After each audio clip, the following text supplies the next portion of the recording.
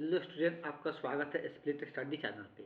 आज हम लोग बायोलॉजी 2022 का क्वेश्चन डिस्कस कर मैथ 2022 का क्वेश्चन डिस्कस करने वाले हैं, जिसमें आपको पता होगा कि पिछले क्लास में हम लोग 2022 का क्वेश्चन स्टार्ट कर चुके थे। इसके पहले हम लोग 2024 और 2023 का क्वेश्चन डिस्कस ऑब्जेक्टिव का कर चुके हैं। तो आज की क्लास में हम लोग, अगर आप इसके पहले का वीडियो नहीं देखे हैं तो आपको इस चैनल पे क्लास 12 का मैथ का रिवीजन क्लास के नाम से एक प्लेलिस्ट मिल जाएगा। उसमें जाइएगा तो सभी लाइन बाय लाइन आपको वीडियो मिलेगा। इसके पहले 20 पार्ट हो चुका है, ये 21वां पार्ट है। तो आज के हम लोग आगे का क्वेश्चन देखेंगे। पिछले क्लास में हम लोग क्वेश्चन नंबर 14 तक कंप्लीट कर चुके थे। आज हम लोग 15 नंबर क्वेश्चन देखने वाले।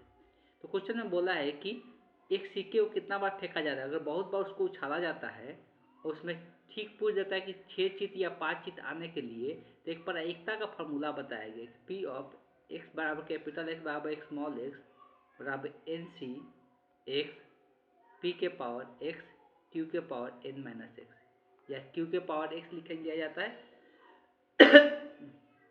तो ये फार्मूला ध्यान में रखना जरूरी हो जाता है। और यहाँ पे जो n का मान दिया हुआ है, n का मान कितना दिया है, 10 बार फेंका जाता है, 10 हुआ है। x बराबर कितना बार चित आने का जो प्रायिकता है वो कितना है, 6 है। तो x का मान कितना हो गया, 6 हो गया। अब यहाँ पर p और q प्रायिकता जो होता है एक सफलता का प्रायिकता, चित आने का हम सफलता मान रहे हैं, तो चित आने का प्रायिकता हमको पता है कि 1/2 होता है। तो चित का उल्टा, चित नहीं आने का प्रायिकता को हम लोग q से दिखाते हैं। चित नहीं आएगा तो क्या आएगा, पट आएगा। पट आने का प्रायिकता भी क्या होता है, 1/2 होता है।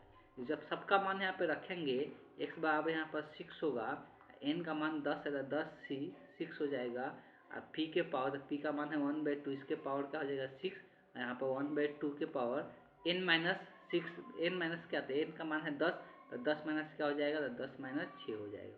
अब इसी को सिंप्लीफाई करेंगे तो 10c6, इस तो ऑप्शन में ही दिया हुआ है। यहाँ पर देखिए 1/2 के पावर 6 है, यहाँ पे 1/2 के पावर कितना बचेगा, 4। और जब बेस सेम होता है तो पावर क्या होता है, जुड़ता है। आधार सेम होगा 1/2, तो इस पर पावर 6, इस पर पावर 4, दोनों जुड़ के क्या हो जाएगा, 1/2 के पावर कितना हो जाएगा, 10 हो जाएगा। इस क्वेश्चन का आंसर जो होगा यही हो जाएगा, 10c6 1/2 के पावर 10 हो जाएगा। इसलिए इस क्वेश्चन का जो करेक्ट ऑप्शन होगा, option D the correct option हो जाएगा। अब यहाँ पे आगे क्वेश्चन दिया हुआ है कि एक्स अक्ष के दीर्घ कोजिया किसको बोलते हैं, दीर्घ कोसाइन को बोलते हैं। तो बोला है कि दीर्घ, यहाँ पर सही से नहीं लिखा है, दीर्घ कोसाइन निकालना है। तो एक्स अक्ष का दीर्घ कोसाइन हम बार बार बता चुके हैं कि अगर एक्स अक्ष का दीर्घ कोसाइन पूछेगा तो एक्स अक्ष का दीर्घ कोसाइन 1,0,0 होता है। अगर यही वाई अक्ष का पूछता, अगर वाई अक्ष का पूछता तो वाई अक्ष का दीर्घ कोसाइन क्या होता है, 0,1,1 होता है। और जेड अक्ष का पूछता था क्या हो जाता, 0,0,1 हो जाता। अब इसी का योगफल पूछा है, तो इसको जब हम जोड़ेंगे, अगर योग निकालेंगे दीर्घ कोसाइन का, तो 1 + 0 + 0 ये क्या हो जाएगा, 1 हो जाएगा। तो इस क्वेश्चन का आंसर जो हो जाएगा 1 ही रह जाएगा। तो कौन सा ऑप्शन करेक्ट हो जाएगा, option A the correct option हो जाएगा। योगफल पूछा, योगफल निकाल ले, कोई दिक्कत इसमें नहीं है। चलिए चलते हैं नेक्स्ट क्वेश्चन देखते हैं। तो इसको हम देखेंगे, इसमें दिया हुआ है एक समतल दिया हुआ है जिसका एक्स वाई और जेड अक्ष पर काटे गए अंतःखंड ज्ञात करना है। तो समतल का एक्स वाई और जेड अंतःखंड निकालने का तरीका बता दिया गया है। यहाँ पर कुछ गलत लिख दिया गया है। अब ये गलत में यहाँ पर प्लस है कि माइनस है, तो ये कन्फ्यूजन हो सकता है। अब चलिए हम अब यहाँ पर मान के चलते हैं कि माइनस है। अगर माइनस मान के चलेंगे तब देखते हैं आंसर कोई मैच कर रहा है कि नहीं। माइनस मान के चलेंगे तो -5 आना चाहिए। चलिए ठीक है, माइनस मान का, अगर आपके बुक में प्लस लिखा हो तो प्लस ही लेकर चलिएगा। लो हमें यहाँ माइनस मान के चलते हैं। जब x अंतःखंड निकालना रहता है, y z को 0 कर देते हैं, तो 2x बराबर क्या बचेगा, 5। ये तो दोनों 0 हो जाएगा, तो x का मान कितना आ जाएगा, 5/2। तो ये x अंतःखंड हो गया 5/2, यहाँ पे दिख रहा है ऑप्शन बी ऑप्शन सी में। अब हम y अंतःखंड निकालेंगे, तो y अंतःखंड के लिए क्या करते हैं, x और z को, मतलब ये वाला टर्म को और ये वाला टर्म को 0 करेंगे तो सिर्फ y बचेगा। तो y बराबर क्या हो गया, 5 हो गया। y बराबर 5 इसमें भी दिख रहा है। अगर हम लोग z अंतःखंड निकालते हैं तो x और y को 0 कर देते, बचेगा क्या, -z बराबर 5। और z का मान जब निकालेंगे तो इधर माइनस करते इधर चला जाएगा माइनस। तो z का मान, z अंतःखंड कितना आ गया, -5 हो गया। तो अंतःखंड जो आया, x का आया 5/2, y का आया 5 और z का आया -5। तब ऑप्शन देख सकते हैं कौन सा ऑप्शन मैच कर रहा है, option see the correct option. अगर यहाँ पे प्लस होगा तो ऑप्शन कौन सा आंसर सही हो जाएगा, option be the correct option हो जाएगा, इसलिए जेड का मान क्या आ जाएगा, प्लस में आ जाएगा। ठीक है, तो ये वाला ऑप्शन सही हो जाएगा। तो आप लोग चेक कर लीजिएगा क्या दिया हुआ है, प्लस दिया है कि माइनस दिया हुआ है। ठीक है, चलिए चलते हैं हम लोग नेक्स्ट क्वेश्चन देखते हैं। इस बार बार ये बोलते हैं, जब भी 2 नंबर क्वेश्चन में ये क्वेश्चन देगा तो कुछ नहीं करना है, कुछ करना ही नहीं, बस थोड़ा सा दिमाग लगाना है और आंसर टाइप कर देना है। सिर्फ इसका ग्राफ ड्रॉ करना है, x प्लस वाई इसका इनइक्वालिटी है तो बराबर का साइन मान लेना है। तो y का मान 0 करेंगे तो x का मान 5 आएगा, और x का मान 0 करेंगे तो y का मान 5 आएगा। तो यहाँ से ये कट जाएगा, यही इसका ग्राफ हो जाएगा। अब ग्राफ में हमेशा यही रीजन आएगा, लेस देन तभी भी रहेगा तो यही वाला पहला क्वाड्रेंट में यही रीजन आएगा। बस ध्यान रखना, यहाँ पर 5 पर कट करते इसका निर्देशांक क्या होगा, 5,0, और यहाँ पर 5 पर कट करें तो y 5 है, x क्या होगा, 0 होगा, और यहाँ पर सभी को पता है 0,0। तो 3 कॉर्नर पॉइंट होगा, तो तीनों बिंदु पर अगर मान निकालते हैं जेड का, यही जेड है ना, तो 0 0 पे निकालेंगे। अगर वो बिंदु पर निकालेंगे तो क्या देखने को मिलेगा, जेड का मान दोनों जगह, यहाँ पर 0 यहाँ पर 0, तो ये 0 ही आ जाएगा, ज़्यादा खास कुछ लिखने की जरूरत नहीं। ए पर निकालते हैं 5,0 पे, तो एक्स की जगह 5, वाई की जगह 0 रखाएगा तो क्या हो जाएगा, 2 गुने 5 माइनस 3 गुने 0, तो ये कितना आ जाएगा, 10 आ जाएगा। तीसरा बिंदु लेते हैं बी, तो बी है 0,5 है, इस पर अगर देखते हैं जेड का मान, तो 2 गुने क्या हो जाएगा, 0 माइनस 3 गुने 5, तो ये तो 0 हो जाएगा, ये क्या बचेगा, 15 माइनस में बचेगा। तो जेड का क्या बोला है, न्यूनतम मान बोला है, तो -15 आया, 0 आया और 10 आया, तो न्यूनतम सबसे कितना हो गया, -15। तो इस क्वेश्चन का जो करेक्ट ऑप्शन होगा, option see the correct option हो जाएगा। चलिए चलते हैं हम लोग नेक्स्ट क्वेश्चन देखते हैं।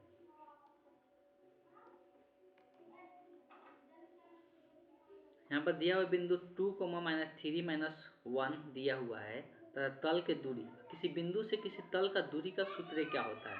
तो अगर कोई तल का समीकरण दिया ax plus B Y plus C Z plus D बराबर 0, इधर 0 होना चाहिए इस तरफ। तो अगर एक बिंदु दिया हुआ x1 y1 और z1, तो इस बिंदु से दूरी निकालना रहता है। अगर ये बिंदु दिया हुआ है, इससे दूरी निकालना है, तो दूरी का जो सूत्र होता है, मॉड लगा देते हैं, जो एक्स वाई जेड की जगह है वही बिंदु को रख देते हैं, मतलब ax1 plus by1 plus cz1 plus d हो जाएगा। अब डिवाइडेड बाय में क्या करते हैं, जो एक्स वाई जेड का गुणांक होता है उसी का स्क्वायर करके जोड़ देते हैं, रूट के अंदर उसी का स्क्वायर करके क्या कर देते हैं, जोड़ देते हैं, तो यही दूरी सूत्र होता है। अब यहाँ पे देखा जाए तो यही है हम लोग का प्लेन का तल का समीकरण। इसमें ये बिंदु, ये तो x1 हो गया, ये y1 हो गया, ये z1 हो गया, ये x1 हो गया, ये y1 हो गया, ये z1 हो गया। यहाँ x y z की जगह यहीं पर रखना है। यहाँ पर क्या है, 2 है तो 2 पहले लिख दिए, इस यहाँ x की जगह फिर इसको क्या रखना है, 2 लिखना है, और फिर माइनस साइन जैसे जैसे वैसे लिखते जाना है। 3 है तो 3 लिख दिए। अब यहाँ पे y है तो y की जगह क्या लिखना है, -3 लिखना है। फिर +6 गुने ये z है तो z की जगह कितना लिखना है, -1 लिखना है। और फिर क्या है, +7 है तो +7 लिख लिया, फिर मॉड लगा देना है। डिवाइडेड बाय में जो एक्स वाई जेड का गुणांक था उसका स्क्वायर करके जोड़ना है, तो मतलब 2 -3 और 6 का स्क्वायर करके जोड़ना है। तो 2 का स्क्वायर -3 का स्क्वायर और 6 का स्क्वायर। अब इसी को सिंप्लीफाई कर लेंगे तो वही दूरी हो जाएगा। तो चेक कर लेते हैं क्या आ रहा है। ऊपर में आ जाएगा 2 दूना के 4, माइनस दोनों में माइनस में, तो माइनस माइनस प्लस 3 3 के 9 हो जाएगा। ये -6 हो जाएगा, इसलिए 6 में -1 से गुना करेगा, -6 प्लस 7 हो गया।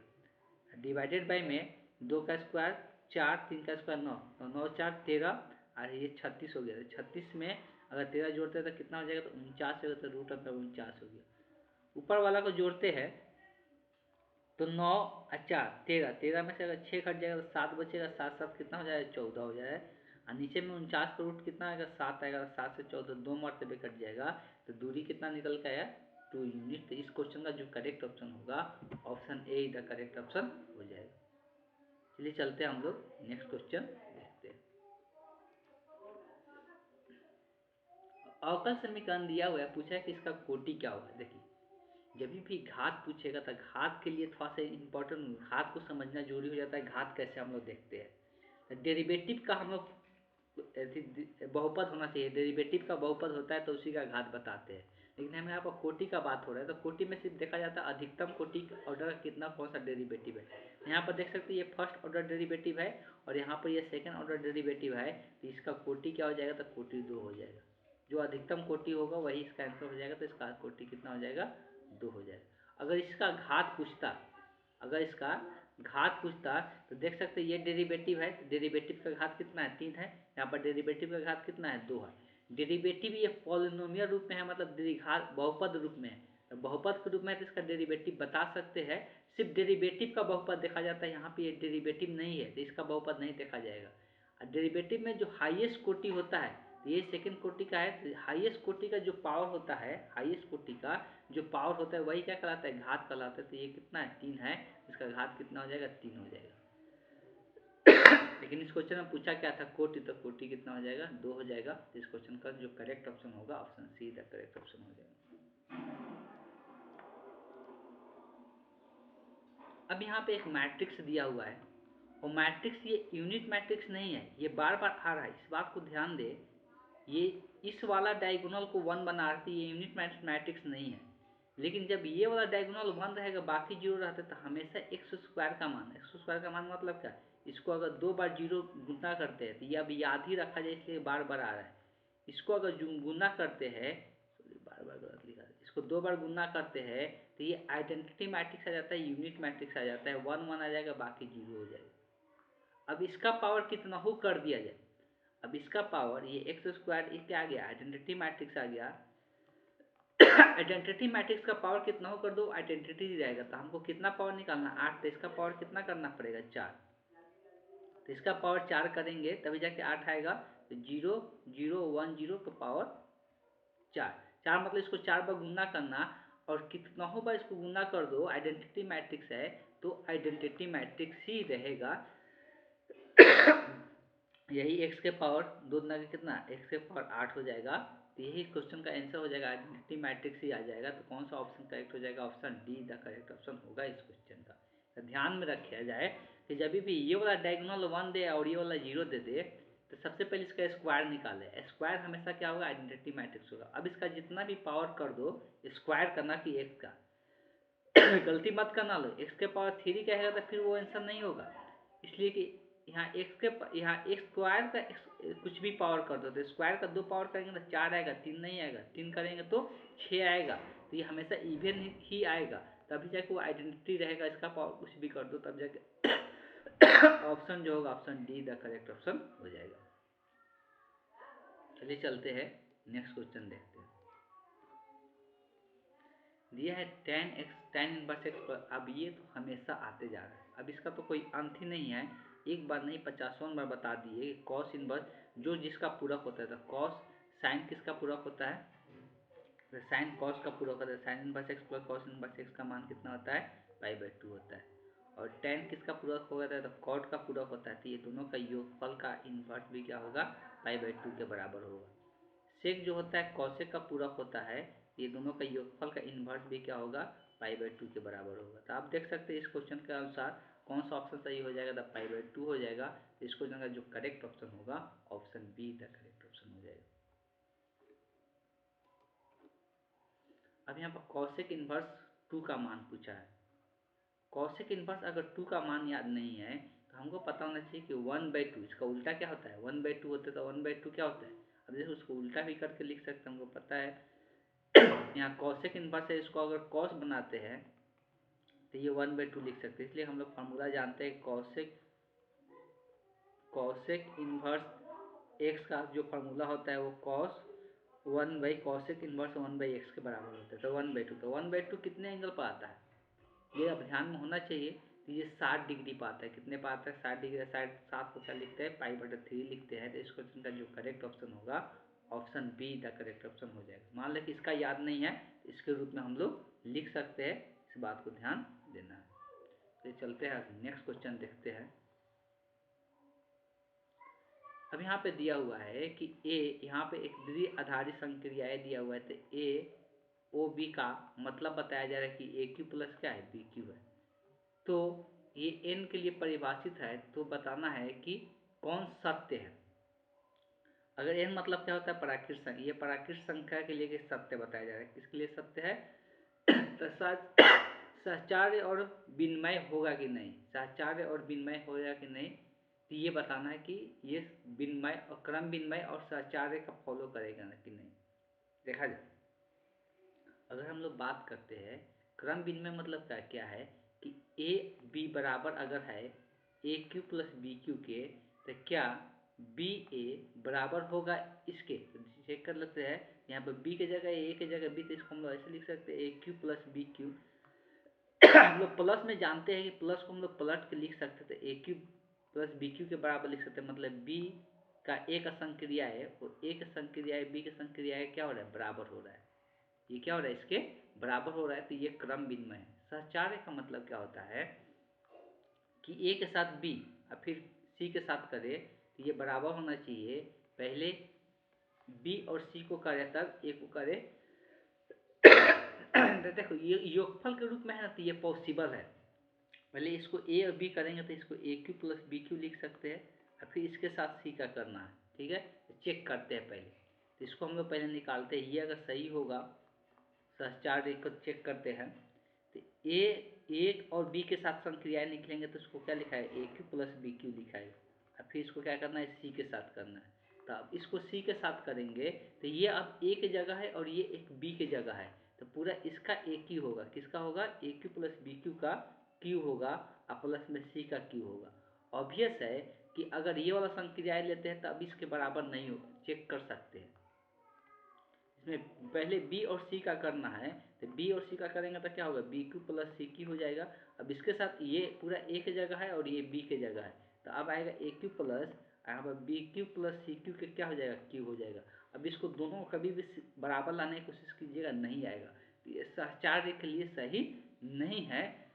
सिर्फ किसके लिए है, तो ये क्रम विनिमय सिर्फ किसके लिए है, तो सिर्फ क्रम विनिमय के लिए है, सहचार्य के लिए फॉलो नहीं करेगा संक्रियाएं। तो यहाँ पे कहाँ से ऑप्शन दिया है, कोई दिया है कि संक्रियाएं क्रम विनिमय है किंतु सहचार्य नहीं है, तो option be the correct option हो जाएगा इस क्वेश्चन का। चलिए चलते हैं नेक्स्ट क्वेश्चन देखते हैं। समुच्चय में कुल कितने भिन्न संबंध परिभाषित किए जा सकते हैं। तो समुच्चय के अंदर कुल कितने भिन्न संबंध बनाए जा सकते हैं उसके बारे में पूछा जा रहा है।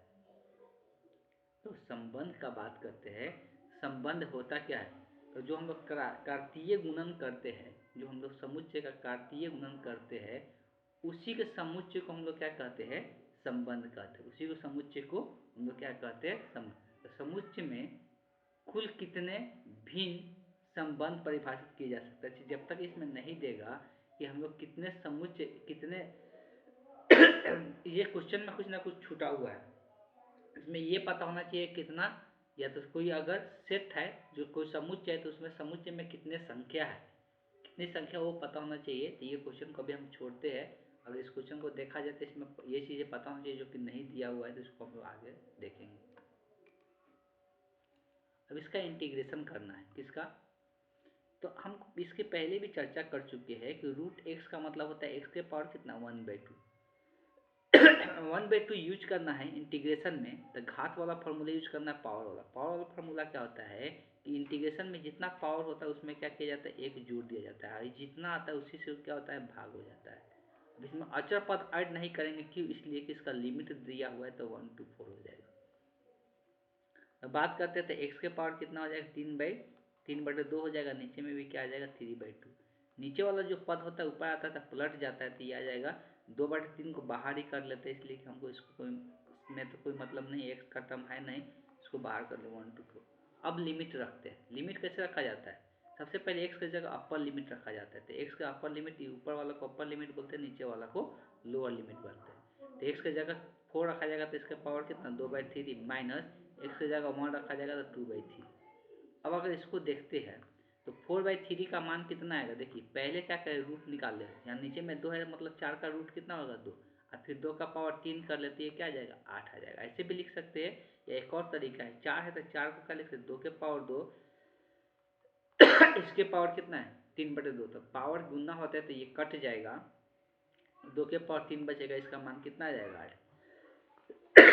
सॉरी, तो 2/3 यहाँ पे आ जाएगा 8 और 1 के पावर कुछ भी कर लो वो 1 ही रहेगा। तो अब इसमें क्या हो जाएगा, घट के कितना बचेगा 7, 7 में गुना 7 गुना का 14/3 हो जाएगा। तो इस क्वेश्चन का जो करेक्ट ऑप्शन होगा option A the correct option हो जाएगा। चलिए चलते हैं हम लोग नेक्स्ट क्वेश्चन देखते हैं। अगला एक तल दिया है, एक समांतर, एक रेखा दिया है, दोनों एक दूसरे के क्या है समांतर है। तल और एक रेखा जब भी देता है और समांतर जब होता है तो वो सेम कंडीशन नहीं लगाना है रेखा रेखा के लिए, तल तल के लिए। तल और रेखा समांतर होते हैं तो इसका दीर्घ अनुपात और इसका दीर्घ अनुपात का गुणनफल क्या होता है, 0 होता है। तो देखो तल का अभिलंब का दीर्घ अनुपात कौन होता है, जो एक्स वाई जेड के गुणांक होता है वही होता है, ए बी सी हो जाएगा। रेखा का दीर्घ अनुपात कौन होता है, जो नीचे में लिखा रहता है। तो दोनों का गुना करना है। तो यहाँ पर 3 है, यहाँ पर ए है, तो क्या हो जाएगा 3 है, सबको जोड़ते जाना है।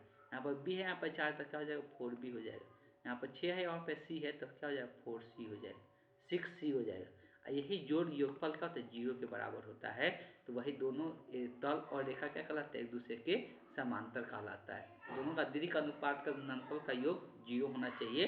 तो तल और रेखा क्या कहलाता है, समांतर कहलाता है। ठीक है, इस क्वेश्चन का जो करेक्ट ऑप्शन होगा देख सकते हैं, तो option see the correct option हो जाएगा। ये सब बहुत सारे क्वेश्चन में ऐसा डिस्कस कर दिए। अब तो आप लोगों को ये याद ही हो जाना चाहिए। अब यहाँ पे दो रेखा समांतर दे दिया। अब यहाँ पर तल नहीं, दोनों की रेखा। जब दो रेखा समांतर होता है उसका दीर्घ अनुपात का जो अनुपात होता है वो बराबर होता है। जब दो रेखा या दो तल समांतर होता है उसका दीर्घ अनुपात का अनुपात बराबर होता है। तो पहला रेखा का दीर्घ अनुपात है ए बी सी, दूसरा रेखा का दीर्घ अनुपात है 4:3। तो क्या हो जाएगा a/4, b/2 और c/3। तो यही अनुपात क्या होगा, बराबर होगा। तो आप देख सकते हैं कौन सा ऑप्शन में है, तो ऑप्शन सी में है। तो option see the correct option हो जाएगा इस क्वेश्चन का। ठीक है, चलिए आज का डिस्कशन हम लोग यहीं पे एंड करेंगे। नेक्स्ट क्लास में हम लोग आगे का क्वेश्चन डिस्कस करेंगे।